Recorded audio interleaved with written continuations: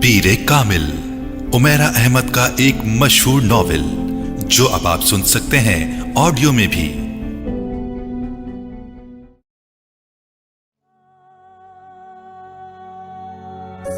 मेरी जिंदगी की सबसे बड़ी ख्वाहिश बॉल पॉइंट होठों में दबाए वो सोच में पड़ गई। फिर एक लंबा सांस लेते हुए कदरे बेबसी से मुस्कुराई। बहुत मुश्किल है इस सवाल का जवाब देना। क्यों मुश्किल है? जवेरिया ने उससे पूछा। क्योंकि मेरी बहुत सारी ख्वाहिशात हैं और हर ख्वाहिश मेरे लिए बहुत अहम है, उसने सर झटकते हुए कहा। वो दोनों ऑडिटोरियम के अकबी हिस्से में दीवार के साथ जमीन पर टेक लगाए बैठी थीं। एफएससी क्लासेस में आज उनका 8वां दिन था और उस वक्त वो दोनों फ्री पीरियड में ऑडिटोरियम के अकबी हिस्से में आकर बैठ गई थीं। नमकीन मूंगफली के दानों को एक एक करके खाते हुए जवेरिया ने उससे पूछा, तुम्हारी जिंदगी की सबसे बड़ी ख्वाहिश क्या है इमामा? इमामा ने कदरे हैरानी से उसे देखा और सोच में पड़ गई। पहले तुम बताओ, तुम्हारी जिंदगी की सबसे बड़ी ख्वाहिश क्या है? इमामा ने जवाब देने के बजाय उल्टा सवाल कर दिया।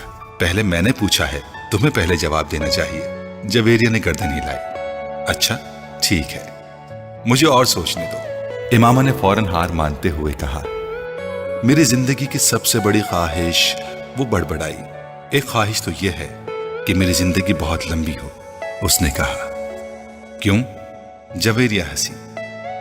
बस 50-60 साल की जिंदगी मुझे बड़ी छोटी लगती है। कम से कम 100 साल तो मिलने चाहिए इंसान को दुनिया में, और फिर मैं इतना सब कुछ करना चाहती हूँ। अगर जल्दी मर जाऊंगी तो फिर मेरी जिंदगी की सारी ख्वाहिशात अधूरी रह जाएंगी। उसने मूंगफली का एक दाना मुंह में डालते हुए कहा। अच्छा और? जवेरिया ने कहा। और ये कि मैं मुल्क की सबसे बड़ी डॉक्टर बनना चाहती हूँ, सबसे अच्छी आई स्पेशलिस्ट। मैं चाहती हूँ कि जब पाकिस्तान में आई सर्जरी की तारीख लिखी जाए तो उसमें मेरा नाम टॉप ऑफ द लिस्ट हो। उसने मुस्कुराते हुए आसमान को देखा। अच्छा, और अगर कभी तुम डॉक्टर ना बन सकी तो? जवेरिया ने कहा। आखिर ये मेरिट और किस्मत की बात है, ऐसा मुमकिन ही नहीं है। मैं इतनी मेहनत कर रही हूँ कि मेरिट पर हर सूरत आऊंगी। फिर मेरे वालिदैन के पास इतना पैसा है कि मैं अगर यहाँ किसी मेडिकल कॉलेज में ना जा सकी तो वो मुझे बैरून मुल्क भिजवा देंगे। फिर भी अगर कभी ऐसा हो कि तुम डॉक्टर ना बन सको तो? हो ही नहीं सकता। ये मेरी जिंदगी की सबसे बड़ी ख्वाहिश है और मैं इस प्रोफेशन के लिए सब कुछ छोड़ सकती हूँ। ये मेरा ख्वाब है और ख्वाबों का भला कैसे छोड़ा जा सकता है? इम्पॉसिबल। इमामा ने कतई अंदाज में सर हिलाते हुए हथेली पर रखे दानों में से एक और दाना मुंह में डाला। जिंदगी में कुछ भी नामुमकिन नहीं हो सकता, कभी भी कुछ भी हो सकता है। फर्ज करो कि तुम डॉक्टर नहीं बन पाती तो फिर तुम क्या करोगी? कैसे रिएक्ट करोगी? इमामा अब सोच में पड़ गई। पहले तो मैं बहुत रोऊंगी, बहुत ही ज्यादा, कई दिन, और फिर मैं मर जाऊंगी। जवेरिया बेइख्तियार हंसी। और अभी कुछ देर पहले तो तुम कह रही थी कि तुम लंबी जिंदगी चाहती हो, और अभी तुम कह रही हो कि तुम मर जाओगी। हाँ, तो फिर जिंदा रहकर क्या करूंगी? सारे प्लान्स ही मेरे मेडिकल के हवाले से हैं, और ये चीज जिंदगी से निकल गई तो फिर बाकी रहेगा क्या? यानी तुम्हारी एक बड़ी ख्वाहिश दूसरी बड़ी ख्वाहिश को खत्म कर देगी। तुम यही समझ लो। तो फिर इसका मतलब तो यही हुआ कि तुम्हारी सबसे बड़ी ख्वाहिश डॉक्टर बनना है, लंबी जिंदगी पाना नहीं। तुम कह सकती हो। अच्छा, अगर तुम डॉक्टर ना बन सकी तो फिर मरोगी कैसे? खुदकुशी करोगी या तबई मौत? जवेरिया ने बड़ी दिलचस्पी से पूछा। तबई मौत ही मरूंगी, खुदकुशी तो कर ही नहीं सकती, इमामा ने लापरवाही से कहा। और अगर तुम्हें तबई मौत ना आ सकी तो? मेरा मतलब है जल्द ना आई तो फिर तुम डॉक्टर ना बनने के बावजूद भी लंबी जिंदगी गुजारोगी। नहीं, मुझे पता है कि अगर मैं डॉक्टर ना बनी तो फिर बहुत जल्द मर जाऊंगी। मुझे इतना दुख होगा कि मैं तो जिंदा रह ही नहीं सकूंगी। वो यकीन से बोली। तुम जिस कदर खुश मिजाज हो, मैं कभी यकीन नहीं कर सकती कि तुम कभी इतनी दुखी हो सकती हो कि रो रो कर मर जाओ, और वो भी सिर्फ इसलिए कि तुम डॉक्टर नहीं बन सकी। लग फनी। जवेरिया ने इस बार उसका मजाक उड़ाने वाले अंदाज में कहा। तुम अब मेरी बात छोड़ो, अपनी बात करो। तुम्हारी जिंदगी की सबसे बड़ी ख्वाहिश क्या है? इमामा ने मौजू बदलते हुए कहा। रहने दो। क्यों रहने दो? बताओ ना, तुम्हें बुरा लगेगा। जवेरिया ने कुछ हिचकिचाते हुए कहा। इमामा ने गर्दन मोड़कर हैरानी से कहा, مجھے کیوں برا لگے گا؟ جویریہ خاموش رہی۔ ایسی کیا بات ہے جو مجھے بری لگے گی؟ امامہ نے اپنا سوال دہرایا۔ بری لگے گی، جویریہ نے مدھم آواز میں کہا۔ آخر تمہاری زندگی کی سب سے بڑی خواہش کا میری زندگی سے کیا تعلق ہے کہ میں اس پر برا مانوں گی؟ امامہ نے اس بار قدرے الجھے ہوئے انداز سے پوچھا۔ کہیں تمہاری خواہش یہ تو نہیں کہ میں ڈاکٹر نہ بنوں؟ امامہ کو اچانک یاد آیا۔ جویریہ ہنسی۔ نہیں، زندگی صرف ایک ڈاکٹر بن جانے سے کہیں زیادہ اہمیت کی حامل ہوتی ہے۔ اس نے کچھ فلسفیانہ انداز میں کہا۔ پہلے بجھوانا چھوڑ دو اور مجھے بتاؤ، امامہ نے کہا۔ میں وعدہ کرتی ہوں میں برا نہیں مانوں گی، امامہ نے اپنا ہاتھ اس کی طرف بڑھاتے ہوئے کہا۔ وعدہ کرنے کے باوجود تم میری بات سننے پر بری طرح ناراض ہوگی۔ بہتر ہے ہم کچھ اور بات کریں، جویریہ نے کہا۔ اچھا، میں اندازہ لگاتی ہوں تمہاری اس خواہش کا تعلق میرے لیے کسی بہت عام چیز سے ہے، رائٹ؟ امامہ نے کچھ سوچتے ہوئے کہا۔ جویریہ نے سر ہلایا۔ اب سوال یہ پیدا ہوتا ہے کہ میرے لیے کون سی چیز اتنی اہم ہو سکتی ہے کہ میں وہ بات کرتے کرتے رک گئی۔ مگر جب تک میں تمہاری خواہش کی نوعیت جان نہیں لیتی میں کچھ بھی اندازہ نہیں کر سکتی۔ بتا دو جویریہ، پلیز۔ اب تو مجھے بہت ہی زیادہ تجسس ہو رہا ہے، اس نے منت کی۔ وہ کچھ دیر سوچتی رہی۔ امامہ غور سے اس کا چہرہ دیکھتی رہی۔ کچھ دیر کی خاموشی کے بعد جویریہ نے سر اٹھا کر امامہ کو دیکھا۔ میرے پروفیشن کے علاوہ میری زندگی میں فی الحال جن چیزوں کی اہمیت ہے وہ صرف ایک ہی ہے، اور اگر تم اس کے حوالے سے کچھ کہنا چاہتی ہو تو کہو، میں برا نہیں مانوں گی، امامہ نے سنجیدگی سے کہا۔ جویریہ نے قدرے چونک کر اسے دیکھا۔ وہ اپنے ہاتھ میں موجود ایک انگوٹھی کو دیکھ رہی تھی۔ جویریہ مسکرائی۔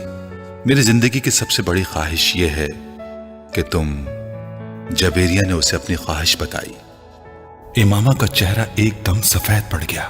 وہ شوق تھی یا حیرت زدہ، جویریہ اندازہ نہیں کر سکی، مگر اس کے چہرے کے تاثرات یہ ضرور بتا رہے تھے کہ جویریہ کے منہ سے نکلنے والے جملے اس کے ہر اندازے کے برعکس تھے۔ میں نے تم سے کہا تھا نا کہ تم برا مانو گی، جویریہ نے جیسے صفائی پیش کرنے کی کوشش کی، مگر امامہ کچھ کہے بغیر اسے دیکھتی رہی۔ موئز حلق کے بل چلاتا ہوا درد سے دوہرا ہو گیا۔ اس کے دونوں ہاتھ اپنے پیٹ پر تھے۔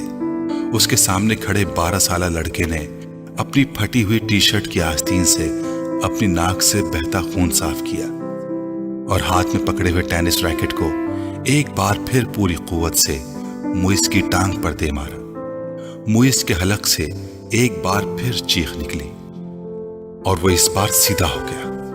کچھ بے یقینی کے عالم میں اس نے خود سے 2 سال چھوٹے بھائی کو دیکھا جو اب بغیر کسی لحاظ اور مروت کے اسے اس ریکٹ سے پیٹ رہا تھا جو موئز کچھ دیر پہلے اسے پیٹنے کے لیے لے کر آیا تھا۔ اس ہفتے میں ان دونوں کے درمیان ہونے والا یہ تیسرا جھگڑا تھا اور تینوں بار جھگڑا شروع کرنے والا اس کا چھوٹا بھائی تھا۔ موئز اور اس کے تعلقات ہمیشہ ہی ناخوشگوار رہے تھے۔ ان کا جھگڑا بچپن سے لے کر اب سے کچھ پہلے تک صرف زبانی کلامی باتوں اور دھمکیوں تک ہی محدود رہتا تھا، مگر اب کچھ عرصے سے وہ دونوں ہاتھا پائی پر بھی اتر آتے تھے۔ آج بھی یہی ہوا تھا۔ وہ دونوں اسکول سے اکٹھے واپس آئے تھے اور گاڑی سے اترتے ہوئے اس کے چھوٹے بھائی نے بڑی درستی کے ساتھ پیچھے ڈگی سے اس وقت اپنا بیگ کھینچ کر نکالا جب موئز اپنا بیگ نکال رہا تھا۔ بیگ کھینچتے ہوئے موئز کے ہاتھ کو بری طرح رگڑ آئی۔ موئز بری طرح دل ملایا۔ تم اندھے ہو چکے ہو؟ وہ اطمینان سے اپنا بیگ اٹھائے بے نیازی سے اندر جا رہا تھا۔ موئز کے چلانے پر اس نے پلٹ کر اس کو دیکھا اور لاؤنج کا دروازہ کھول کر اندر چلا گیا۔ موئز کے تن بدن میں جیسے آگ لگ گئی۔ وہ تیز قدموں سے اس کے پیچھے اندر چلا گیا۔ اگر دوبارہ تم نے ایسی حرکت کی تو میں تمہارا ہاتھ توڑ دوں گا۔ اس کے قریب پہنچتے ہوئے موئز ایک بار پھر دہاڑا۔ اس نے بیگ کندھے سے اتار کر نیچے رکھ دیا اور دونوں ہاتھ کمر پر رکھ کر کھڑا ہو گیا۔ نکالوں گا۔ تم کیا کرو گے؟ ہاتھ توڑو گے؟ اتنی ہمت ہے؟ یہ میں تمہیں اس وقت بتاؤں گا جب تم دوبارہ یہ حرکت کرو گے۔ موئز اپنے کمرے کی طرف بڑھا، مگر اس کے بھائی نے پوری قوت سے اس کا بیگ کھینچتے ہوئے اسے رکنے پر مجبور کر دیا۔ نہیں، تم مجھے ابھی بتاؤ۔ اس نے موئز کا بیگ اٹھا کر دور پھینک دیا۔ موئز کا چہرہ سرخ ہو گیا۔ اس نے زمین پر پڑا ہوا اپنے بھائی کا بیگ اٹھا کر دور اچھال دیا۔ ایک لمحے کے انتظار کیے بغیر اس کے بھائی نے پوری قوت سے معیز کی ٹانگ پر ٹھوکر مار دی۔ جواباً اس نے پوری قوت سے چھوٹے بھائی کے منہ پر مکہ مارا جو اس کی ناک پر لگا۔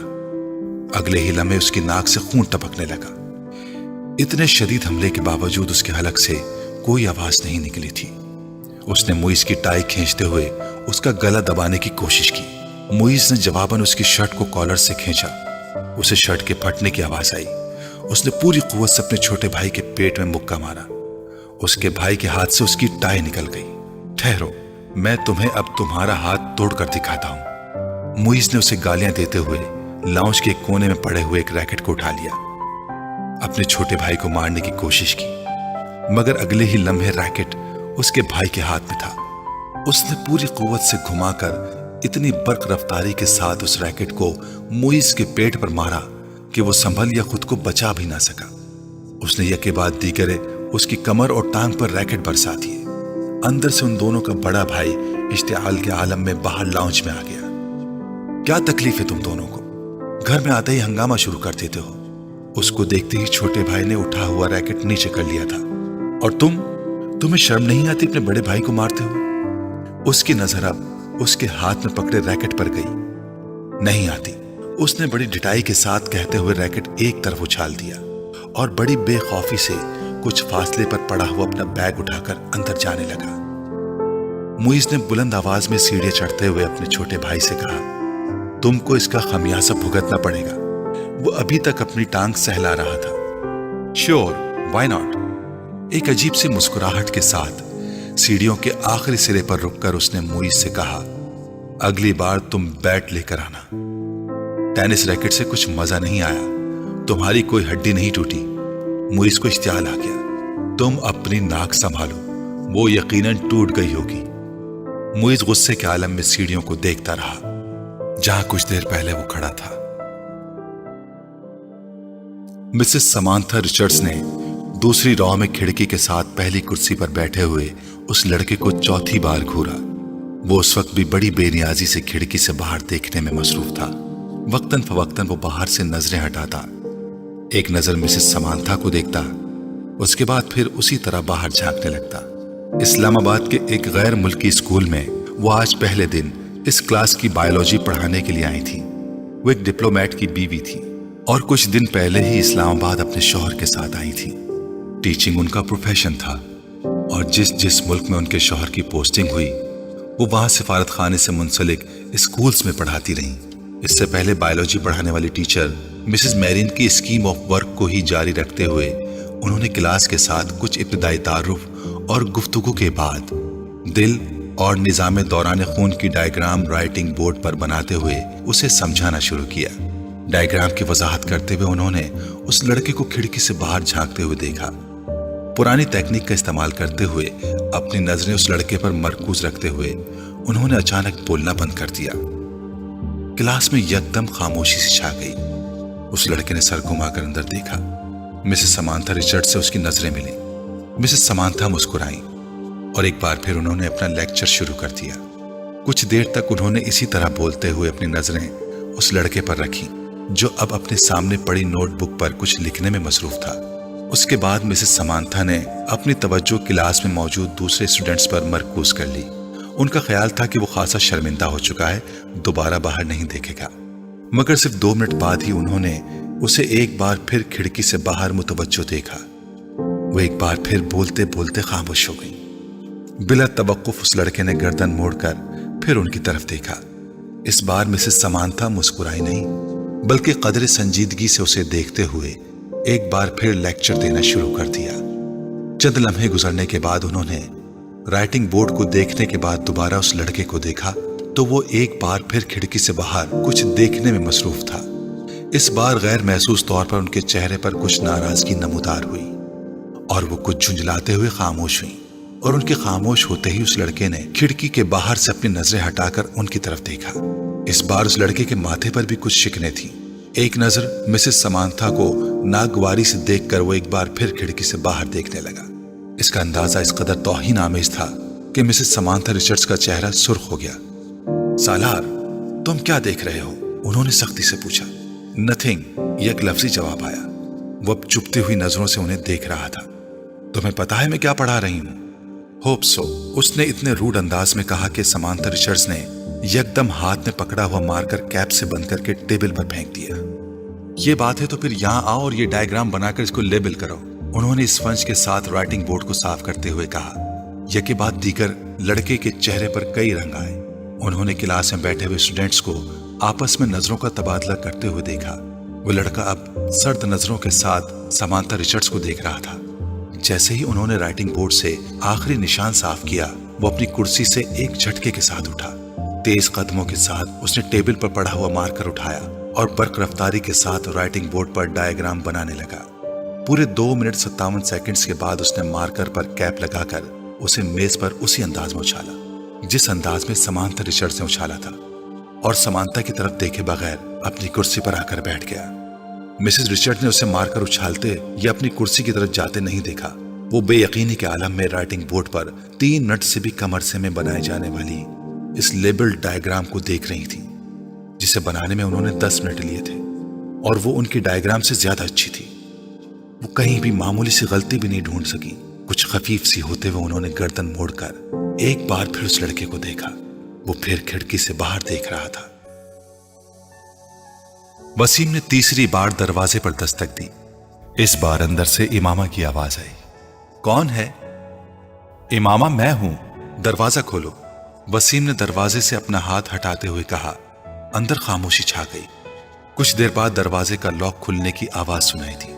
वसीम ने दरवाजे के हैंडल को घुमाकर दरवाजा खोल दिया। इमामा उसकी जानिब पुश्त किए अपने बेड की तरफ बढ़ी। तुम्हें इस वक्त क्या काम आन पड़ा है मुझसे? आखिर तुमने इतनी जल्दी दरवाजा क्यों बंद कर लिया था? अभी तो 10 बजे हैं। वसीम कमरे में दाखिल होते हुए बोला। बस नींद आ रही थी मुझे। वो बेड पर बैठ गई। वसीम उसका चेहरा देखकर चौंक गया। तुम रो रही थी? बेख्तियार उसके मुंह से निकला। इमामा की आंखें सुर्ख और सूजी हुई थी और वो उससे नजरें चुराने की कोशिश कर रही थी। नहीं, रो नहीं रही थी, बस सर में कुछ दर्द हो रहा था। इमामा ने मुस्कुराने की कोशिश की। वसीम ने उसके पास बैठते हुए उसका हाथ पकड़कर टेम्परेचर चेक करने की कोशिश की। कहीं बुखार तो नहीं है? उसने कुछ तशवीश भरे अंदाज में कहा और फिर हाथ छोड़ दिया। बुखार तो नहीं है, तो फिर तुम कोई टैबलेट ले लेती। मैं ले चुकी हूं। अच्छा, तुम सो जाओ, मैं बातें करने आया था, मगर अब इस हालत में क्या बातें करूंगा तुमसे? वसीम ने कदम बाहर की तरफ बढ़ाते हुए कहा। इमामा ने उसे रोकने की कोशिश नहीं की। वो खुद भी उठकर उसके पीछे गई और वसीम के बाहर निकलते ही उसने दरवाजे को फिर लॉक कर लिया। बेड पर औंधे मुंह लेटकर उसने तकिए में मुंह छुपा लिया। वो एक बार फिर हिचकियों के साथ रो रही थी। 13 साल का वो लड़का उस वक्त टीवी पर म्यूजिक शो देखने में मसरूफ था जब तैयबा ने अंदर झांका। बेयकीनी से उन्होंने अपने बेटे को देखा और फिर कुछ नाराजगी के आलम में अंदर चली गई। ये क्या हो रहा है? उन्होंने अंदर आते ही कहा। टीवी देख रहा हूं। उसने टीवी से नजरें नहीं हटाई। टीवी देख रहा हूं? फॉर गॉड सेक, तुम्हें एहसास है कि तुम्हारे पेपर्स हो रहे हैं? तैयबा ने उसके सामने आते हुए कहा। So what? उस लड़के ने इस बार कुछ खफगी से कहा। So what? तुम्हें इस वक्त अपने कमरे में किताबों के दरमियान होना चाहिए, ना कि यहां इस बेहुदा शो के सामने, तैयबा ने डांटा। मुझे जितना पढ़ना था मैं पढ़ चुका हूं, आप सामने से हट जाएं। उसके लहजे में नागवारी थी। फिर भी उठो और अंदर जाकर पढ़ो, तैयबा ने इस तरह खड़े खड़े उससे कहा। ना मैं यहां से उठूंगा ना अंदर जाकर पढ़ूंगा। मेरी स्टडीज और पेपर्स मेरा मसला है, आपका नहीं। अगर तुम्हें इतनी परवाह होती स्टडीज की तो इस वक्त तुम यहां बैठे होते।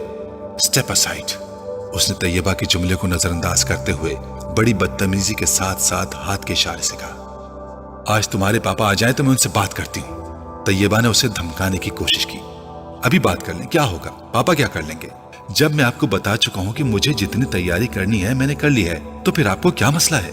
ये तुम्हारे सालाना इम्तिहान है, तुम्हें एहसास होना चाहिए इस बात का। तैयबा ने यकदम अपने लहजे को नरम करते हुए कहा। मैं कोई 2-4 साल का बच्चा नहीं हूं कि मेरे आगे पीछे फिरना पड़े आपको। मैं अपने मामलात में आपसे ज्यादा समझदार हूं, इसलिए 3rd क्लास किस्म के जुमले मुझसे ना बोला करें। एग्जाम्स हो रहे हैं, स्टडीज पर ध्यान दो। इस वक्त तुम्हें अपने कमरे में होना चाहिए। मैं तुम्हारे फादर से बात करूंगी। What a rubbish. वो बात करते करते गुस्से में सोफे से उठकर खड़ा हो गया। हाथ में पकड़ा हुआ रिमोट उसने पूरी कुव्वत से सामने वाली दीवार पर दे मारा और पांव पटकता हुआ कमरे से निकल गया। तैयबा कुछ बेबसी और खिफ्फत के आलम में उसे कमरे से बाहर निकलता हुआ देखती रही। फ्लोमिना फ्रांस ने अपने हाथ में पकड़े हुए पैकेट मेज पर रखते हुए एक नजर हॉल में दौड़ाई। पेपर शुरू होने में अभी 10 मिनट बाकी थे और हॉल में मौजूद स्टूडेंट्स किताबें, नोट्स और नोटबुक्स पकड़े तेजी से सफे आगे पीछे करते उन पर आखिरी नजर डाल रहे थे। उनकी जिस्मानी हरकत से उनकी परेशानी और इस्तिराब का इजहार हो रहा था। फ्लोमिना फ्रांस के लिए ये एक बहुत मानूस सीन था। फिर उनकी नजरें हॉल के तकरीबन दरमियान में बैठे हुए सालार पर जा ठहरी। 25 स्टूडेंट्स में उस वक्त वो वाहिद स्टूडेंट था जो इत्मीनान से अपनी कुर्सी पर टांग रखे बैठा था। एक हाथ में स्केल पकड़े आहिस्ता आहिस्ता उसे अपने जूते पर मारते हुए वो इत्मीनान से इधर उधर देख रहा था। फ्लोमिना के लिए ये सीन भी नया नहीं था। अपने 7 साल कैरियर में उन्होंने पेपर्स के दौरान सालार को इसी बेफिक्री और लापरवाही का मुजाहरा करते पाया था। 9:02 पर उन्होंने सालार के पास से गुजरते हुए MCQs पर मबनी ऑब्जेक्टिव पेपर थमा दिया। 30 मिनट के बाद उसे वो पेपर उनसे लेना था। 9:10 पर उन्होंने सालार को अपनी कुर्सी से खड़ा होते देखा। उसके खड़े होते ही हॉल में उसके पीछे मौजूद तमाम स्टूडेंट्स ने सर उठाकर उसे देखा। वो पेपर हाथ में लिए फ्लोमिना फ्रांस की तरफ जा रहा था। फ्लोमिना फ्रांस के लिए यह भी नया सीन नहीं था। वो पहले भी यही कुछ देखती आई थी। 30 मिनट में हल किया जाने वाला पेपर वो 8 मिनट में हल करके उनके सर पर खड़ा था। पेपर को दोबारा देख लो, उन्होंने ये जुमला उससे नहीं कहा। वो जानती थी कि इसका जवाब क्या होगा। मैं देख चुका हूं। और अगर उसे एक बार फिर पेपर देखने पर मजबूर करती तो वो हमेशा की तरह पेपर्स ले जाकर अपनी कुर्सी के हत्थे पर रखकर बाजू सीने पर लपेटकर बैठ जाता। उन्हें याद नहीं था कि कभी उसने उनके कहने पर पेपर को दोबारा चेक किया हो, और वो ये तस्लीम करती थी कि उसे इसकी जरूरत भी नहीं थी। उसके पेपर में किसी एक भी गलती को ढूंढना बहुत मुश्किल काम था। उन्होंने एक हल्की सी मुस्कुराहट के साथ उसके हाथ से पेपर पकड़ लिया। तुम जानते हो सालार, मेरी जिंदगी की सबसे बड़ी तमन्ना क्या है? उन्होंने पेपर पर नजर डालते हुए कहा कि मैं तुम्हें 30 मिनट का पेपर 30 मिनट के बाद सबमिट करवाते हुए देखूं। वो उनकी बात पर खफीफ अंदाज में मुस्कुराया। आपकी ये ख्वाहिश उस सूरत में पूरी हो सकती है मैम, अगर मैं ये पेपर 150 साल की उम्र में हल करने बैठूं। नहीं, मेरा ख्याल है 150 साल की उम्र में तुम ये पेपर 10 मिनट में करोगे। इस बार वो हंसा और वापस मुड़ गया। फ्लोमिना फ्रांस ने एक नजर उसके पेपर के सफात को उलट पलट कर देखा। एक सरसरी सी नजर भी उन्हें ये बताने के लिए काफी थी कि वो इस पेपर में कितने नंबर गंवाएगा। 0। सलमा ने अपनी बेटी के हाथों में गिफ्ट पेपर में लिपटे हुए पैकेट को हैरानी से देखा। ये क्या है इमामा? तुम तो मार्केट गई थी, शायद कुछ किताबें लेनी थी तुम्हें। हाँ अम्मी, मुझे किताबें ही लेनी थी, मगर किसी को तोहफे में देने के लिए। किसको तोहफा देना है? वो लाहौर में एक दोस्त है मेरी, उसकी सालगिरह है, उसके लिए खरीदा है। कोरियर सर्विस के जरिए भिजवा दूंगी, क्योंकि मुझे तो अभी यहाँ रहना है। लाओ फिर मुझे दो ये पैकेट, मैं वसीम को दूंगी, वो भिजवा देगा। नहीं अम्मी, मैं अभी नहीं भिजवाऊंगी, अभी उसकी सालगिरह की तारीख नहीं आई। सलमा को लगा जैसे वो यकदम घबरा गई हो। उन्हें हैरानी हुई, क्या ये घबराने वाली बात थी? 3 साल पहले इमामा की वजह से उन्हें बहुत ज्यादा परेशानी का सामना करना पड़ा था, उन्हें और उनके शौहर हाशिम को। वो तब अपनी बेटी के बारे में बहुत फिक्रमंद थी और हाशिम उनसे ज्यादा। मगर पिछले 3 साल में सब कुछ ठीक हो गया था। वो दोनों अब उसकी तरफ से मुकम्मल तौर पर मुतमईन थे, खास तौर पर असजद से उसकी निस्बत तय करके। वो जानती थी कि इमामा असजद को पसंद करती है, और सिर्फ वही नहीं, असजद को कोई भी पसंद कर सकता था। वो हर लिहाज से एक अच्छा लड़का था। वो ये भी जानती थी कि असजद से निस्बत तय होने पर बहुत खुश हुई थी। असजद और उसके दरमियान पहले भी खासी दोस्ती और बेतकल्लुफी थी, मगर बाज दफा उन्हें लगता जैसे वो वक्त गुजरने के साथ साथ बहुत चुप होती जा रही है। वो पहले ऐसी नहीं थी, मगर अब वो स्कूल जाने वाली बच्ची भी तो नहीं रही, मेडिकल कॉलेज की स्टूडेंट है। फिर वक्त भी कहाँ होता है उसके पास। सलमा हमेशा खुद को तसल्ली दे लेती। वो उनकी सबसे छोटी बेटी थी। बड़ी दोनों बेटियों की वो शादी कर चुकी थी, एक बेटे की भी शादी कर चुकी थी, जबकि 2 बेटे और इमामा गैर शादीशुदा थे। अच्छा ही है कि ये संजीदा होती जा रही है। लड़कियों के लिए संजीदगी अच्छी होती है। उन्हें जितनी जल्दी अपनी जिम्मेदारियों का एहसास हो जाए उतना ही अच्छा है। सलमा ने गहरी सांस लेते हुए इमामा से नजरें हटा ली। वो छुट्टियों में घर आई हुई थी और जितने दिन वो यहाँ रहती उनकी नजरें उसी पर मरकूज रहती। पता नहीं ये साजिद कहाँ रह गया। जो भी काम उसके जिम्मे लगाओ बस भूल ही जाओ। انہیں اچانک اپنے ملازم کا خیال آیا جس کے پیچھے وہ لاؤنج میں آئی تھی. بڑبڑاتے ہوئے وہ لاؤنج سے نکل گئیں. یہ نیو ایئر نائٹ تھی. نیا سال شروع ہونے میں 30 منٹ باقی تھے. 10 لڑکوں پر مشتمل 14-15 سال کے لڑکوں کا وہ گروپ پچھلے 2 گھنٹوں سے اپنے موٹر سائیکلز پر شہر کی مختلف سڑکوں پر اپنے کرتب دکھانے میں مصروف تھا. ان میں سے چند نے اپنے ماتھے پر چمکدار بینڈز باندھے ہوئے تھے جن پر نئے سال کے حوالے سے مختلف پیغامات درج تھے. وہ لوگ 1 گھنٹہ پہلے پوش علاقے کی ایک بڑی سپر مارکیٹ میں موجود تھے اور وہاں وہ مختلف لڑکوں پر آوازیں کستے رہے تھے. اپنی بائکس پر سوار مختلف چکر لگا رہے تھے. ان کے پاس فائر کریکرز موجود تھے جنہیں وہ وقتاً فوقتاً چلا رہے تھے.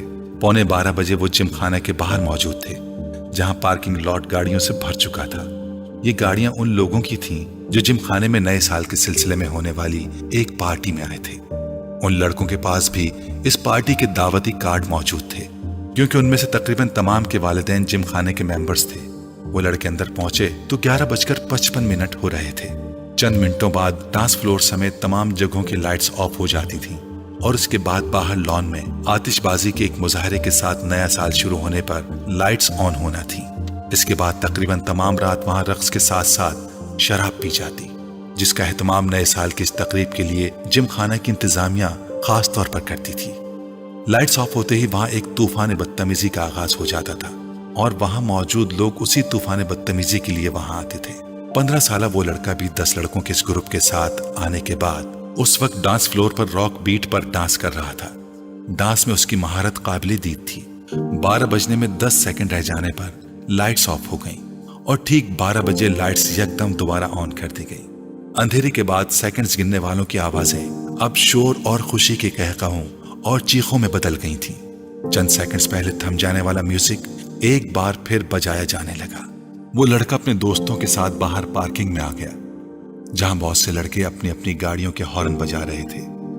انہی لڑکوں کے ساتھ بیئر کے کین پکڑے وہ وہاں موجود ایک گاڑی کی چھت پر چڑھ گیا. اس لڑکے نے گاڑی کی چھت پر کھڑے کھڑے اپنی جیکٹ کی جیب سے بیئر کا ایک بھرا ہوا کین نکالا اور پوری قوت سے کچھ فاصلے پر کھڑی ایک گاڑی کی ونڈ اسکرین پر دے مارا. ایک دھماکے کے ساتھ گاڑی کی ونڈ اسکرین چور چور ہو گئی. وہ لڑکا اطمینان کے ساتھ اپنے بائیں ہاتھ میں پکڑا کین پیتا رہا. وہ پچھلے آدھے گھنٹے سے کامران کو ویڈیو گیم کھیلتے ہوئے دیکھ رہا تھا. اسکرین پر موجود اسکور میں کوئی خاص اضافہ نہیں ہو رہا تھا. شاید اس کی وجہ وہ مشکل ٹریک تھا جس پر کامران کو گاڑی ڈرائیو کرنی تھی. سالار لاؤنج کے صوفوں میں سے ایک صوفے پر بیٹھا اپنی نوٹ بک پر کچھ لکھنے میں مصروف تھا مگر وقتاً فوقتاً نظر اٹھا کر ٹی وی اسکرین کو بھی دیکھ رہا تھا جہاں کامران اپنی جدوجہد میں مصروف تھا. ٹھیک آدھے گھنٹے بعد اس نے نوٹ بک بند کر کے سامنے پڑی میز پر رکھ دی. پھر منہ پر ہاتھ رکھ کر جمائی رکی. دونوں ٹانگیں سامنے پڑی میز پر رکھ کر اور دونوں ہاتھوں کی انگلیاں سر کے پیچھے باندھے وہ کچھ دیر اسکرین کو دیکھتا رہا جہاں کامران اپنے تمام چانسز ضائع کرنے کے بعد ایک بار پھر نیا گیم کھیلنے کی تیاری کر رہا تھا. کیا پرابلم ہے کامران؟ سالار نے کامران کو مخاطب کیا. ایسے ہی نیا گیم لے کر آیا ہوں مگر اسکور کرنے میں بڑی مشکل ہو رہی ہے، کامران نے بیزاری سے کہا. اچھا مجھے دکھاؤ. اس نے صوفے سے اٹھ کر ریموٹ کنٹرول اس کے ہاتھ سے لے لیا. کامران نے دیکھا پہلے 20 سیکنڈ ہی سالار اسے جس اسپیڈ پر دوڑا رہا تھا اسی اسپیڈ پر کامران اب تک نہیں دوڑ پایا تھا. جو ٹریک اسے بہت مشکل لگ رہا تھا وہ سالار کے سامنے ایک بچکانہ چیز محسوس ہو رہا تھا. 1 منٹ بعد وہ جس اسپیڈ پر گاڑی دوڑا رہا تھا اس اسپیڈ پر کامران کے لیے اس پر نظریں جمانا مشکل ہو گیا جبکہ سالار اس اسپیڈ پر بھی گاڑی کو مکمل طور پر کنٹرول کیے ہوئے تھا. 3 منٹ کے بعد کامران نے پہلی بار گاڑی کو ڈگمگاتے اور پھر ٹریک سے اتر کر دھماکے کے ساتھ تباہ کرتے دیکھا. کامران نے کچھ مسکراتے ہوئے مڑ کر سالار کو دیکھا. گاڑی کیوں تباہ ہوئی تھی؟ وہ جان گیا تھا کہ ریموٹ اب سالار کے ہاتھ کے بجائے میز پر پڑا تھا. وہ اپنی نوٹ بک اٹھائے کھڑا ہو رہا تھا. کامران نے سر اٹھا کر اسے دیکھا. بہت بورنگ گیم ہے، کامران نے تبصرہ کیا اور کامران کی ٹانگوں کو پھلانگتے ہوئے لاؤنج سے باہر نکل گیا. کامران ہونٹ بھینچے 7 ہندسوں پر مبنی اس اسکور کو دیکھ رہا تھا جو اسکرین کے کونے میں جگمگا رہا تھا. کچھ نہ سمجھ آنے والے انداز میں اس نے بیرونی دروازے کو دیکھا جس سے وہ غائب ہوا تھا. وہ دونوں ایک بار پھر خاموش تھے. اسجد کو الجھن ہونے لگی. امامہ اتنی کم گو نہیں تھی جتنی اس کے سامنے ہو جاتی تھی. پچھلے آدھے گھنٹے میں اس نے گنتی کے لفظ بولے تھے वो उसे बचपन से जानता था। वो बहुत खुश मिजाज थी। उन दोनों की निस्बत ठहराए जाने के बाद भी इब्तदाई साल में उसमें कोई तब्दीली नहीं आई। असजद को उससे बात करके खुशी महसूस हो रही थी। वो बला की हाजिर जवाब थी। मगर पिछले कुछ सालों में वो यकदम बदल गई थी और मेडिकल कॉलेज में जाकर तो ये तब्दीली और भी ज्यादा महसूस होने लगी थी। असजद को बाज दफा यूं महसूस होता जैसे उससे बात करते हुए वो हद दर्जे मोहतात रहती थी। कभी वो उलझी हुई महसूस होती और कभी उसे उसके लहजे में अजीब सी सर्द महरी महसूस होती। उसे लगता वो जल्द अज जल्द उससे छुटकारा पाकर उसके पास से उठकर चली जाना चाहती है। उस वक्त भी वो ऐसा ही महसूस कर रहा था। मैं कई बार सोचता कि मैं खामखाही तुम्हारे लिए यहाँ आने का तरद्दुद करता हूँ। तुम्हें तो इससे कोई फर्क नहीं पड़ता होगा कि मैं आऊं या ना आऊं। असजद ने गहरी सांस लेकर कहा। वो उसके मुकाबिल लॉन चेयर पर बैठी दूर बाउंड्री वॉल पर चढ़ी हुई बेल को घूर रही थी। असजद की शिकायत पर उसने गर्दन हिलाए बगैर अपनी नजरें बेल से हटाकर असजद पर मरकूज कर दी। असजद ने सवालिया नजरों से उसे देखा, मगर वो खामोश रही तो उसने लफ्जों में कुछ रद्दोबदल के साथ अपना सवाल दोहराया। तुम्हें मेरे ना आने से कोई फर्क नहीं पड़ेगा इमामा। क्यों, ठीक कह रहा हूं मैं? अब मैं क्या कह सकती हूँ इस पर? तुम कम से कम इनकार तो कर सकती हो, मेरी बात को झुटला सकती हो कि ऐसी बात नहीं है, मैं गलत सोच रहा हूं और ऐसी बात नहीं है। आप गलत सोच रहे हैं, इमामा ने उसकी बात काट कर कहा। उसका लहजा अब भी उतना ही ठंडा और चेहरा उतना ही बेतासुर था जितना पहले था। असजद एक ठंडी सांस लेकर रह गया। हाँ, मेरी दुआ और ख्वाहिश तो यही है कि ऐसा ना हो, और मैं वाकई गलत सोच रहा हूं, मगर तुमसे बात करते हुए मैं हर बार ऐसा ही महसूस करता हूं। किस बात से आप ऐसा महसूस करते हैं? इस बार पहली बार असजद को उसकी आवाज में कुछ नाराजगी झलकती हुई महसूस हुई। बहुत सी बातों से तुम मेरी बात का ढंग से जवाब ही नहीं देती। हालांकि मैं अपनी बात का ढंग से जवाब देने की भरपूर कोशिश करती हूँ, लेकिन अब अगर आपको मेरे जवाब पसंद ना आए तो मैं क्या कर सकती हूँ? असजद को इस बार बात करते हुए वो कुछ मजीद खफा महसूस हुई। मैंने ये कब कहा कि मुझे तुम्हारे जवाब पसंद नहीं आए? मैं तो सिर्फ ये कह रहा हूँ कि मेरी हर बात के जवाब में तुम्हारे पास हाँ और नहीं के अलावा कुछ नहीं होता। बाज दफा मुझे लगता है कि मैं अपने आप से बातें कर रहा हूँ। अगर आप मुझसे ये पूछेंगे कि तुम ठीक हो तो मैं उसका जवाब हाँ या नहीं में ही दूंगी। हाँ और नहीं के अलावा इस सवाल का जवाब किसी तकरीर से दिया जा सकता है तो आप मुझे वो दे दें, मैं कर दूंगी। वो बिल्कुल संजीदा थी। हाँ और नहीं के साथ भी तो कुछ कहा जा सकता है, और कुछ नहीं तो जवाबन मेरा हाल ही पूछ सकती हो। मैं आपका क्या हाल पूछूं? जाहिर है अगर आप मेरे घर आए हैं, मेरे सामने बैठे मुझसे बातें कर रहे हैं, तो इसका वाज़ेह मतलब तो यही है कि आप ठीक हैं, वरना आप इस वक्त अपने घर के बिस्तर पर पड़े होते। ये फॉर्मेलिटी होती है इमामा। अरे आप जानते नहीं, मैं फॉर्मेलिटीज पर यकीन नहीं रखती। आप भी मुझसे मेरा हाल ना पूछा करें, मैं बिल्कुल माइंड नहीं करूंगी। असजद जैसे लाजवाब हो गया। ठीक है, फॉर्मेलिटीज को छोड़ो, बंदा कोई और बात कर लेता है, कुछ डिस्कस कर लेता है, अपनी मसरूफियात के बारे में ही कुछ बता देता है। असजद, मैं आपसे क्या डिस्कस करूं? आप बिजनेस करते हैं, मैं मेडिकल स्टूडेंट हूं। आपसे मैं क्या पूछूं? स्टॉक मार्केट की पोजीशन, ट्रेंड बुलिश था या बियरिश, इंडेक्स में कितने पॉइंट्स का इजाफा हुआ, या अगली कंसाइनमेंट कहां भेज रहे हैं, इस बार गवर्नमेंट ने आपको कितनी रिबेट दी? उसका लहजा अब भी उतना ही सर था। या आपसे एनाटॉमी डिस्कस करूं, कौन से अवामिल इंसान के जिगर को मुतासिर करते हैं, बाईपास सर्जरी में इस साल कौन सी नई टेक्निक इस्तेमाल की गई है, दिल की धड़कन बहाल करने के लिए कितने से कितने वोल्ट का इलेक्ट्रिक शॉक दिया जा सकता है।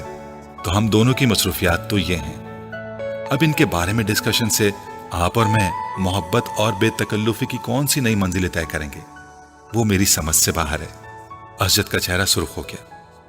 अब वो इस लम्हे को कोस रहा था जब उसने इमामा से शिकायत की थी।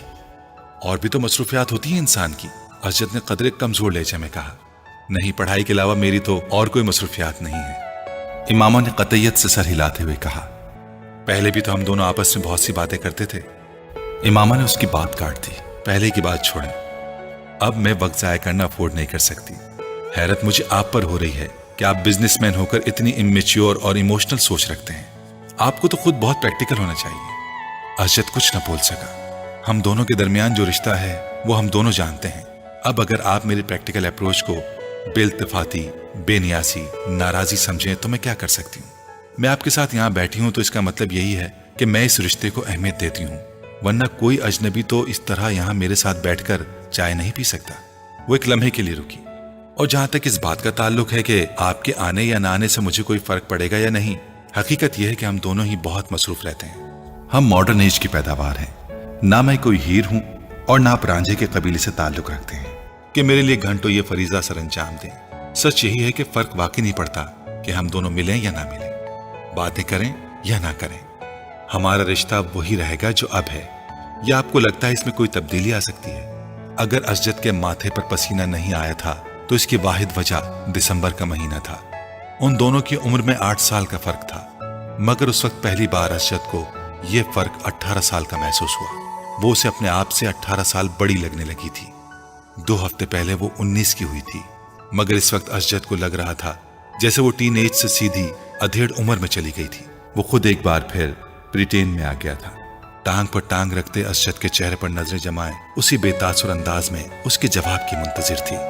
असजद ने कुर्सी के हत्थे पर टिके उसके हाथ में मंगनी की अंगूठी को देखा और खनकार कर अपना गला साफ करने की कोशिश की। तुम बिल्कुल ठीक कह रही हो। मैं सिर्फ इसलिए डिस्कशन की बात कर रहा था कि हमारे दरमियान अंडरस्टैंडिंग डेवलप हो सके। असजद, मैं आपको बहुत अच्छी तरह समझती और जानती हूँ, और ये जानकर मुझे बहुत अफसोस हुआ कि आप समझते हैं कि हमारे दरमियान अभी भी किसी अंडरस्टैंडिंग को डेवलप करने की जरूरत है। मेरा ख्याल था हम दोनों के दरमियान अच्छी खासी अंडरस्टैंडिंग है। वो असजद का दिन नहीं था, असजद ने एतराफ किया। और अगर आपको ये ख्याल है कि एनाटॉमी और बिजनेस को डिस्कस करके हम कोई अंडरस्टैंडिंग डेवलप कर लेंगे तो ठीक है, आइंदा हम यही डिस्कस कर लिया करेंगे। इमामा के लहजे में लापरवाही का अंसर था। तुमको मेरी बात बुरी लगी है? बिल्कुल भी नहीं, मैं क्यों बुरा मानूंगी? उसके लहजे में मौजूद हैरत के अंसर ने असजद को मजीद शर्मिंदा कर दिया। शायद मैंने गलत बात की है, शायद नहीं यकीनन, उसने तीनों लफ्जों पर बारी बारी जोर देते हुए कहा। तुम जानती हो मेरे नजदीक रिश्ता कितनी अहमियत का हामिल है। मेरे बहुत से ख्वाब हैं इस रिश्ते के हवाले से, तुम्हारे हवाले से। असजद ने गहरा सांस लेकर कहा। इमामा बेतासुर चेहरे के साथ उसी बेल को देख रही थी। शायद इसीलिए मैं जरूरत से ज्यादा हसास हो जाता हूं। मुझे इस रिश्ते के हवाले से कोई खौफ नहीं है। मैं जानता हूं ये रिश्ता हम दोनों की मर्जी से हुआ है। वो उसके चेहरे पर नजरें जमाए बड़े जज्ब से कह रहा था, और यकदम ही उसे एक बार फिर यह एहसास होने लगा था जैसे वो वहां मौजूद नहीं थी, उसकी बात नहीं सुन रही थी। असजद को लगा वो एक बार फिर खुद से बातें कर रहा था। एक बहुत बड़ी कोठी के अकब में मौजूद टैक्सी से म्यूजिक की आवाजें बाहर लॉन तक आ रही थीं। बाहर मौजूद कोई भी शख्स टैक्सी के अंदर मौजूद लोगों की कुव्वते बर्दाश्त पर हैरानी का इजहार कर सकता था, लेकिन वो टैक्सी के अंदर मौजूद लोगों की हालत देख लेता तो वो उस हैरान कुन कुव्वते बर्दाश्त की वजह जान जाता। टैक्सी में मौजूद 6 लड़के जिस हालत में थे, उस हालत में उससे ज्यादा तेज और बुलंद म्यूजिक भी उन पर असरअंदाज ना हो सकता था। और जहां तक 7वें लड़के का ताल्लुक था तो वह ऐसी किसी चीज से मुतासिर नहीं होता था। एनेक्सी का वो कमरा उस वक्त धुएं के मरगोलों और अजीब किस्म की बू से भरा हुआ था। कालीन पर एक मशहूर रेस्टोरेंट से लाए गए खानों के खुले हुए डब्बे और डिस्पोजेबल प्लेट्स, चमचे भी पड़े थे। कालीन पर खाने पीने की बची कुची चीजें और हड्डियां भी इधर उधर फेंकी गई थीं। सॉफ्ट ड्रिंक की प्लास्टिक की बोतलें भी इधर उधर लुढ़क रही थीं। केचप की बोतलों से निकलने वाली केचप कालीन को कुछ और बदनुमा बना रही थी। वो 7 लड़के उसी कालीन पर एक दूसरे से कुछ फासले पर विराजमान थे। उनके सामने कालीन पर बियर के खाली कैंस का एक ढेर भी लगा हुआ था। और तफरीह का ये सिलसिला वहीं तक नहीं रुका था। उस वक्त वो इन ड्रग्स को इस्तेमाल करने में मसरूफ थे जिनका इंतजाम उनमें से किसी एक ने किया था। पिछले 2 माह में वो तीसरी बार इस एडवेंचर के लिए इकट्ठे हुए थे और 3 मौके पर वो 4 मुख्तलिफ किस्म की ड्रग्स इस्तेमाल कर चुके थे। पहली बार उन्होंने वो ड्रग इस्तेमाल की थी जो उनमें से एक को अपने बाप के दराज से मिली थी। दूसरी बार उन्होंने जो ड्रग्स इस्तेमाल की थी वो उन्होंने अपने एक स्कूल फेलोज के तवस्सुत से इस्लामाबाद के एक क्लब से खरीदी थी। और इस बार वो जो ड्रग इस्तेमाल कर रहे थे वो उन्होंने एक ट्रिप पर रावलपिंडी की एक मार्केट में अफगान से खरीदी थी। तीनों मौकों पर उन्होंने उन ड्रग्स के साथ अल्कोहल का इस्तेमाल किया था जिसका हुसूल उनके लिए मुश्किल नहीं था। उस वक्त भी उन 7 लड़कों में से 6 लड़के पूरी तरह नशे में थे।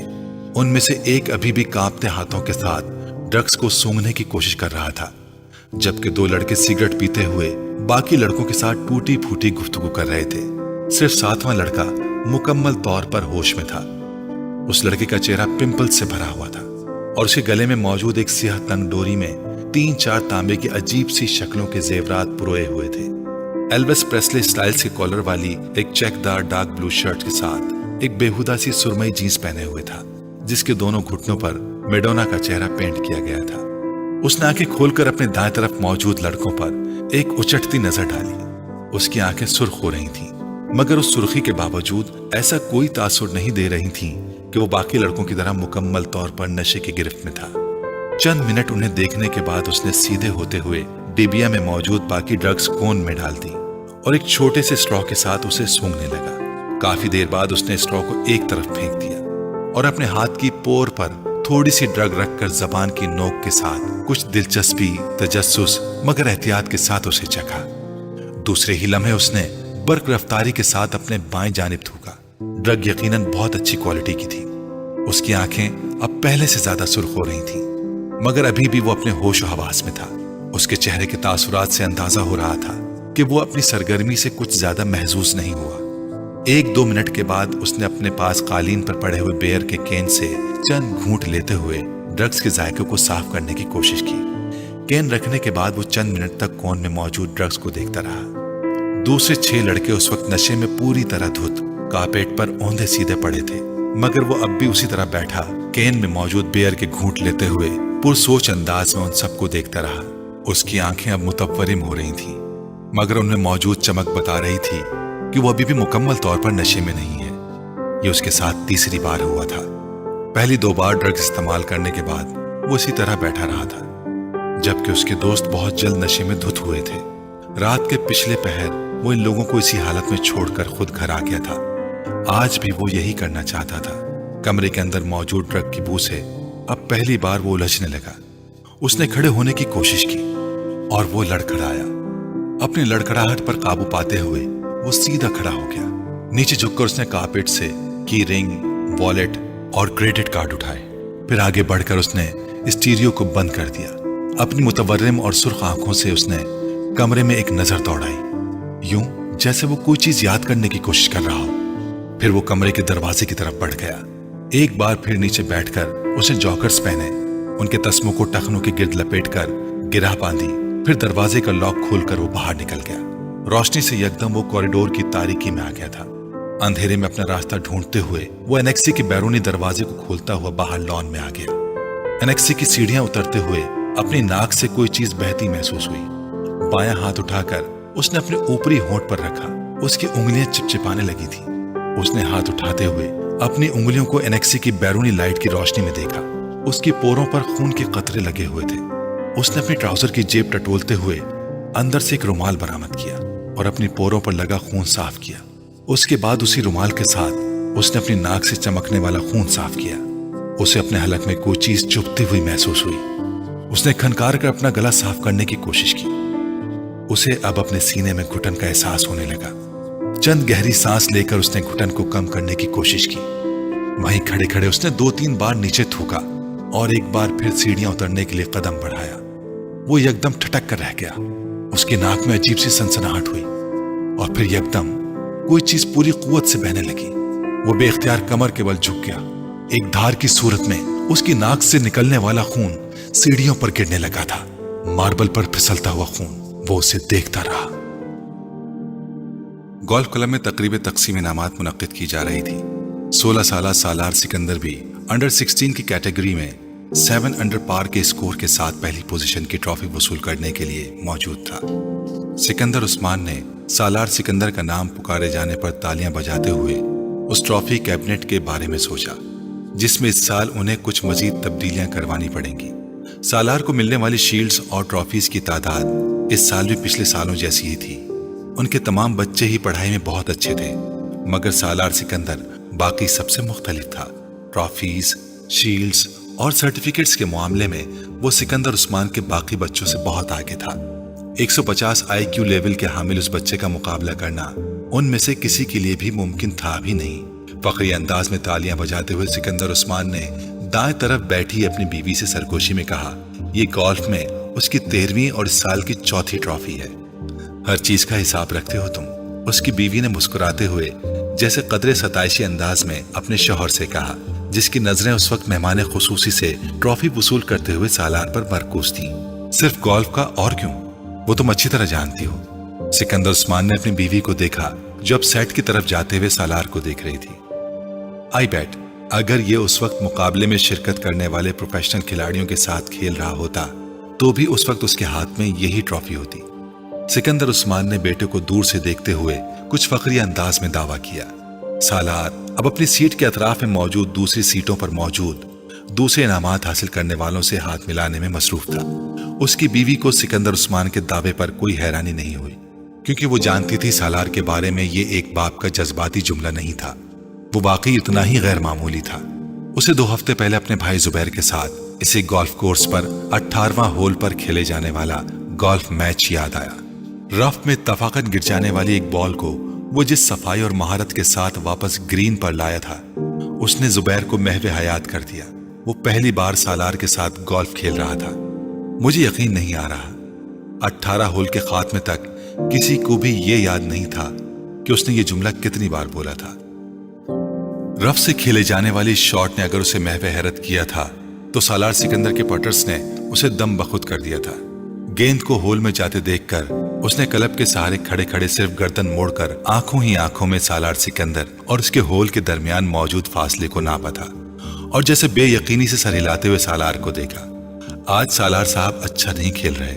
जुबैर ने मुड़कर बेयकीनी के आलम में अपने पीछे खड़े कैडी को देखा, जो गोल्फ कार्ट को पकड़े सालार को देख के बड़बड़ा रहा था।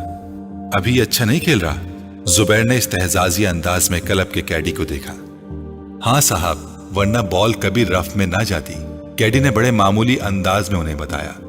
आप आज यहाँ पहली बार खेल रहे हैं और सालार साहब पिछले 7 साल से यहाँ खेल रहे हैं। मैं इसीलिए कह रहा हूँ कि आज वो अच्छा नहीं खेल रहे। कैडी ने जुबैर की मालूमात में इजाफा किया, और जुबैर ने अपनी बहन को देखा जो फखरी अंदाज में मुस्कुरा रही थी। अगली बार मैं पूरी तैयारी के साथ आऊंगा, और अगली बार खेल की जगह का इंतखाब भी मैं करूंगा।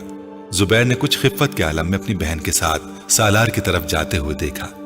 एनी टाइम एनी प्लेस, उन्होंने सालार की तरफ अपने भाई को पूरा एतमाद अंदाज में चैलेंज करते हुए कहा।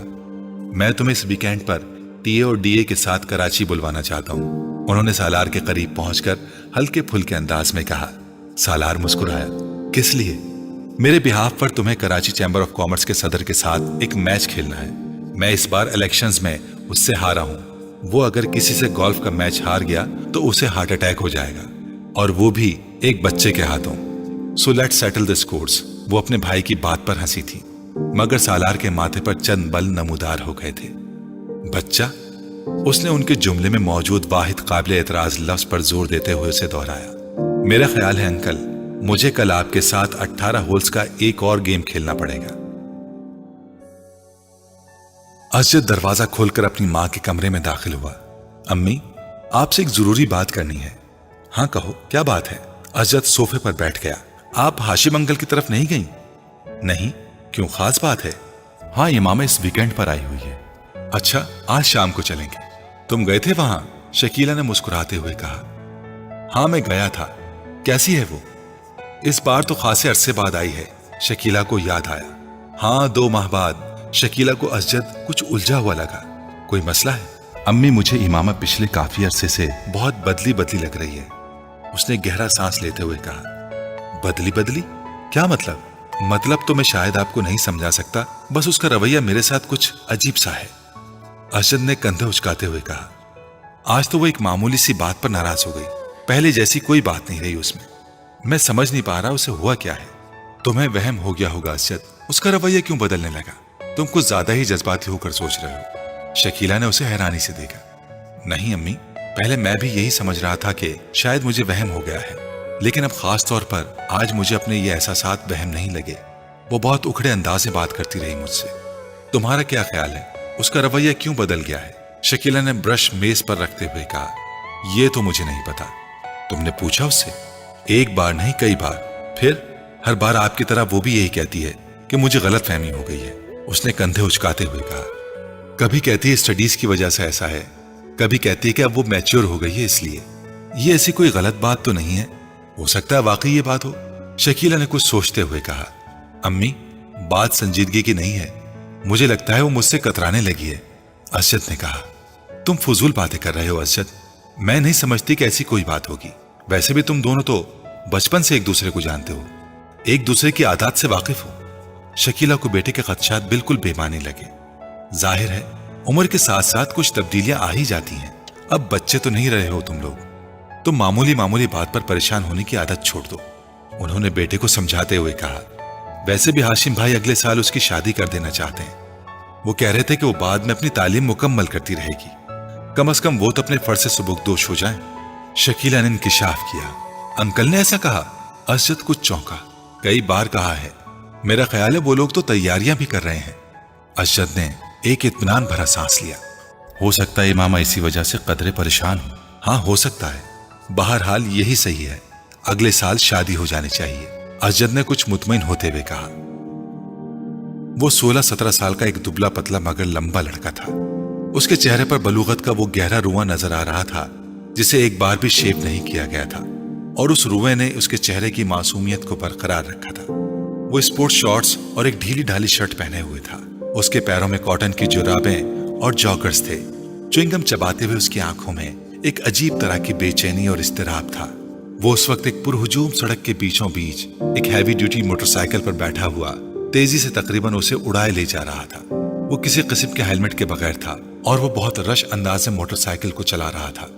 उसने 2 दफा सिग्नल तोड़ा, 3 दफा खतरनाक तरीके से कुछ गाड़ियों को ओवरटेक किया, 4 दफा बाइक चलाते चलाते उसका अगला पहिया उठा दिया और कितनी ही दूर तक सिर्फ एक पहिए पर बाइक चलाता रहा। 2 दफा दाएं बाएं देखे बगैर उसने बर्क रफ्तारी से अपनी मर्जी का टर्न लिया। 1 दफा वो जिगजैग अंदाज में बाइक चलाने लगा। 6 दफा उसने पूरी रफ्तार से बाइक चलाते हुए अपने दोनों पांव उठा दिए। फिर यकदम उसी रफ्तार से बाइक चलाते हुए उसने वन वे की खिलाफ वर्जी करते हुए उस लेन को तोड़ा और दूसरी लाइन में जन्नाटे के साथ घुस गया। सामने से आती हुई ट्रैफिक की ब्रेकें यकदम चरचराने लगी। उसने फुल स्पीड पर बाइक चलाते हुए यकदम हैंडल पर से अपने हाथ हटा दिए। बाइक पूरी रफ्तार के साथ सामने से आने वाली गाड़ी के साथ टकराई और वो एक झटके के साथ हवा में बुलंद हुआ और फिर किसी चीज पर गिरा। उसे अंदाजा नहीं हुआ, उसका जहन तारीक हो चुका था। वो दोनों लड़के स्टेज पर एक दूसरे के बिलमुकाबिल रोस्ट्रम के पीछे खड़े थे, मगर हॉल में मौजूद स्टूडेंट्स की नजरें हमेशा की तरह उनमें से एक पर मरकूज थी। वो दोनों हेड बॉय के इंतखाब के लिए कन्विंसिंग हो रहे थे और वो प्रोग्राम भी उसका एक हिस्सा था। दोनों की रोस्ट्रम पर एक एक पोस्टर लगा था, जिनमें से एक पर वोट फॉर सालार और दूसरे पर वोट फॉर फैजान लिखा था। उस वक्त फैजान हेड बॉय बन जाने के बाद अपने मुमकिन इक़दामात का ऐलान कर रहा था, जबकि सालार पूरी संजीदगी के साथ उसे देखने में मसरूफ था। फैजान स्कूल का सबसे अच्छा मुकर्रिर था और उस वक्त भी वो अपने जोश खिताबत के कमाल दिखाने में मसरूफ था और उसे ब्रिटिश लहजे में बात कर रहा था जिसके लिए वो मशहूर था। बेहतरीन साउंड सिस्टम की वजह से उसकी आवाज और अंदाज दोनों खासे मुतासिर कुन थे। हॉल में बिलाशुबा सकूत तारी था और ये खामोशी सिर्फ उस वक्त टूटती जब फैजान के सपोर्टर्स उससे किसी अच्छे जुमले पर दाद देना शुरू होते। हॉल यकदम तालियों से गूंज उठता। आधे घंटे बाद जब वो अपने लिए वोट की अपील करने के बाद खामोश हुआ तो हॉल में अगले मिनट तक तालियां और सीटियां बजती रहीं। इन तालियों में खुद सालार सिकंदर भी शामिल था। फैजान ने एक फातिहाना नजर हॉल पर और सालार पर डाली और उसे तालियां बजाते हुए देखकर उसने गर्दन के हल्के इशारे से उसे सराहा। सालार सिकंदर आसान हरीफ नहीं था, ये वो अच्छी तरह जानता था। स्टेज सेक्रेटरी अब सालार के लिए अनाउंसमेंट कर रहा था। तालियों की गूंज में सालार ने बोलना शुरू कर दिया। Good morning friends. वो एक लहजा ठहरा। फैजान अकबर एक मुकर्रिर के तौर पर यकीनन हमारे स्कूल का असासा है। मैं या दूसरा कोई भी उनके मुकाबले में किसी स्टेज पर खड़ा नहीं हो सकता। वो एक लम्हे के लिए रुका। उसने फैजान के चेहरे को देखा जिस पर एक फखरिया मुस्कुराहट उभर रही थी, मगर सालार के जुमले के बाकी हिस्से ने अगले लम्हे उस मुस्कुराहट को गायब कर दिया। अगर मामला सिर्फ बातें बनाने का हो तो हॉल में हल्की सी खिलखिलाहटें उभरी। सालार के लहजे की संजीदगी बरकरार थी, मगर एक हेड बॉय और मुकर्रिर में बहुत फर्क होता है। मुकर्रिर को बातें करना होती हैं, हेड बॉय को काम करना होता है। दोनों के दरमियान टॉकर और डूअर का फर्क होता है, और great talkers are not great doers. सालार्स के सपोर्टर्स की तालियों से हॉल गूंज उठा। मेरे पास फैजान अकबर जैसे खूबसूरत लफ्जों की रवानी नहीं है, उसने अपनी बात जारी रखी। मेरे पास सिर्फ मेरा नाम है और मेरा मुतासिर कुन रिकॉर्ड, और मुझे कन्विंसिंग के लिए लफ्जों के कोई दरिया नहीं बहाने, मुझे सिर्फ अल्फाज कहने हैं। वो एक बार फिर रुका। Trust me and vote for me. उसने शुक्रिया अदा करते हुए जिस वक्त अपने माइक को ऑफ किया उस वक्त हॉल तालियों से गूंज रहा था। 1 मिनट 40 सेकंड्स में वो इसी नपे तुले और कैलकुलेटेड अंदाज में बोला था जो उसका खासा था, और उसी 1.5 मिनट ने फैजान का तख्ता कर दिया था। उस इब्तिदाई तारुफ के बाद दोनों उम्मीदवारों से सवाल जवाब का सिलसिला शुरू हुआ था। सालार सिकंदर उन जवाबात में भी उतने ही इख्तिसार से काम ले रहा था जितना उसने अपनी तकरीर में लिया था। उसका सबसे तवील जवाब 4 जुमलों पर मुश्तमिल था, जबकि फैजान का सबसे मुख्तसर जवाब भी 4 जुमलों पर मुश्तमिल नहीं था। फैजान की फसाहत और बलागत जो पहले उसकी खूबी समझी जाती थी, उस वक्त उस स्टेज पर सालार के मुख्तसर जवाबात के सामने चर्ब ज़बानी नजर आ रही थी, और इसका एहसास खुद फैजान को भी हो रहा था। जिस सवाल का जवाब सालार एक लफ्ज या एक जुमले में देता, उसके लिए फैजान को आदतन तमहीद बांधनी पड़ती, और सालार का अपनी तकरीर में उसके बारे में किया हुआ ये तबसरा वहां मौजूद स्टूडेंट्स को कुछ और सही महसूस होता कि एक मुकर्रिर सिर्फ बातें कर सकता है। सालार सिकंदर को हेड बॉय क्यों होना चाहिए? सवाल किया गया। क्योंकि आप बेहतरीन शख्स का इंतखाब चाहते हैं। जवाब आया कि ये जुमला खुद सताइशी नहीं है। एतराज किया गया, नहीं, ये जुमला खुद शनासी है। एतराज को रद्द कर दिया गया। खुद सताइशी और खुद शनासी में क्या फर्क है? एक बार फिर चुपते हुए लहजे में पूछा गया, वही जो फैजान अकबर और सालार सिकंदर में है। संजीदगी से कहा गया, अगर आपको हेड बॉय ना बनाया तो आपको क्या फर्क पड़ेगा? फर्क मुझे नहीं, आपको पड़ेगा। कैसे? अगर बेहतरीन आदमी को मुल्क का लीडर ना बनाया जाए तो फर्क कौम को पड़ता है, उस बेहतरीन आदमी को नहीं। आप अपने आप को बेहतरीन आदमी कह रहे हैं। एक बार फिर एतराज किया गया, क्या इस हॉल में कोई ऐसा है जो खुद को बुरे आदमी के साथ इक्वेट करे? हो सकता है हो, फिर मैं उससे मिलना चाहूंगा। हॉल में हंसी की आवाजें उभरी। हेड बॉय बनने के बाद सालार सिकंदर जो तब्दीलियां लाएगा उसके बारे में बताएं। तब्दीलियां बताई नहीं जाती, दिखाई जाती हैं, और ये काम हेड बॉय बनने से पहले नहीं कर सकता। चंद और सवाल किए गए। फिर स्टेज सेक्रेटरी ने हाज़रीन में से एक आखिरी सवाल लिया। वो एक श्रीलंकन लड़का था जो कुछ शरारती अंदाज में मुस्कुराते हुए खड़ा हुआ। अगर आप मेरे एक सवाल का जवाब दे दें तो मैं और मेरा पूरा ग्रुप आपको वोट देगा। सालार उसकी बात पर मुस्कुराया। जवाब देने से पहले मैं जानना चाहूंगा कि आपके ग्रुप के कितने लोग हैं? उसने पूछा। 6, उस लड़के ने कहा। सालार ने सर हिलाया। ओके, सवाल करें। आपको कुछ हिसाब किताब करते हुए मुझे बताना है कि अगर हम 2,67,895 में 9,52,852 को जमा करें, फिर उसमें से 3,99,999 को तफरीक करें, फिर उसमें 9,29,292 को जमा करें, और उसे वो श्रीलंकन लड़का ठहर ठहर कर एक कागज पर लिखा हुआ एक सवाल पूछ रहा था। 6 के साथ ज़र्ब दें, फिर उसे 2 के साथ तकसीम करें, और जवाब में 4,92,359 को जमा कर दें तो क्या जवाब आएगा? वो लड़का अपनी बात मुकम्मल ना कर सका। 81,42,473 बड़ी बर्क रफ्तारी के साथ सालार ने जवाब दिया। उस लड़के ने कागज पर एक नजर दौड़ाई और फिर कुछ बेयकीनी से सर हिलाते हुए तालियां बजाने लगा। फैजान अकबर को उस वक्त अपना आप एक एक्टर से ज्यादा नहीं लगा। पूरा हॉल उस लड़के के साथ तालियां बजाने में मसरूफ था। फैजान अकबर को पूरा प्रोग्राम एक मजाक महसूस होने लगा। 1 घंटे बाद जब वो सालार सिकंदर से पहले उस स्टेज से उतर रहा था तो वो जानता था कि वो मुकाबले से पहले ही मुकाबला हार चुका था। 150 के IQ लेवल वाले उस लड़के से उसे जिंदगी में इससे पहले कभी इतना हसद महसूस नहीं हुआ। इमाम आपा, आप लाहौर कब जाएंगी? वो अपने नोट्स को देखते हुए चौंकी। सर उठाकर उसने साद को देखा। वो साइकिल की रफ्तार को अब बिल्कुल आहिस्ता किए उसके गिर्द चक्कर लगा रहा था। कल? क्यों? तुम क्यों पूछ रहे हो? इमामा ने अपनी फाइल बंद करते हुए कहा।